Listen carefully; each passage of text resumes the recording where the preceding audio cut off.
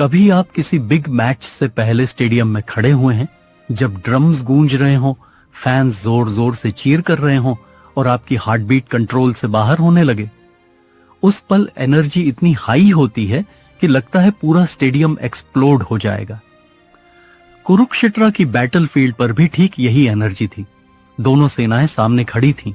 हर warrior अपने अपने हथियार रेडी कर चुका था और हवा में एक अनकही बेचैनी तैर रही थी।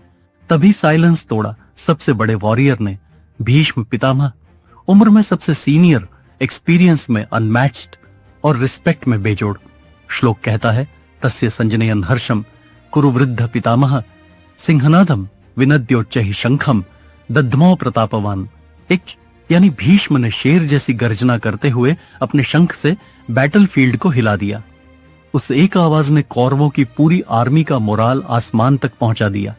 सैनिकों ने अपनी तलवारें और ऊंची उठा ली, शील्ड्स चमकने लगीं और हर कोई खुद को अनडिफीटेड समझने लगा। लेकिन भीष्म अकेले नहीं थे।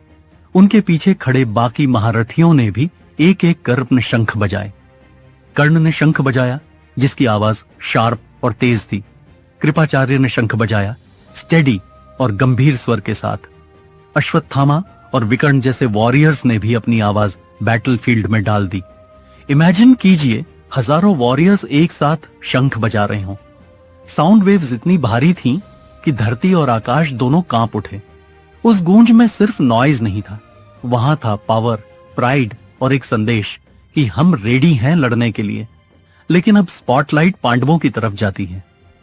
वहां खड़ा था एक रथ, एक्स्ट्रा ऑर्डिनरी और मैजेस्टिक। श्वेत अश्व उस रथ को खींच रहे थे, प्योर और डिवाइन एनर्जी का सिंबल। उस रथ पर खड़े थे दो महान व्यक्तित्व, श्री कृष्ण और अर्जुन। दोनों काल्म दिख रहे थे, लेकिन उनके भीतर डिटर्मिनेशन की आग जल रही थी। श्लोक कहता है, ततः श्वेतैर्ह्ययुक्ते महति स्यन्दने स्थितो माधव पांडवश्चैव दिव्यो शंखो प्रदध्मतुः। आकाश यानी कृष्ण और अर्जुन ने अपने दिव्य शंख बजाए।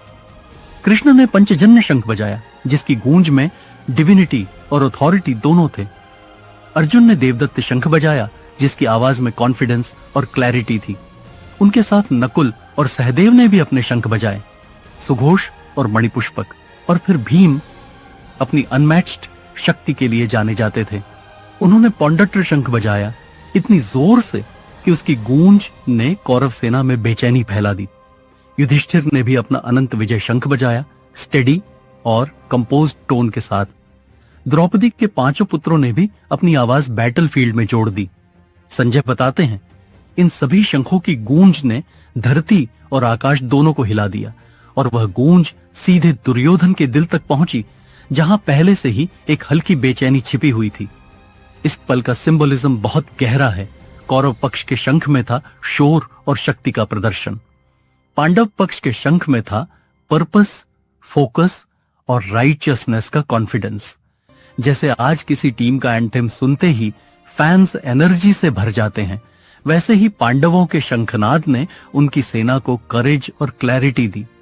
और यही मोमेंट था जब बैटलफील्ड ऑफिशियली अलाइव हो गया।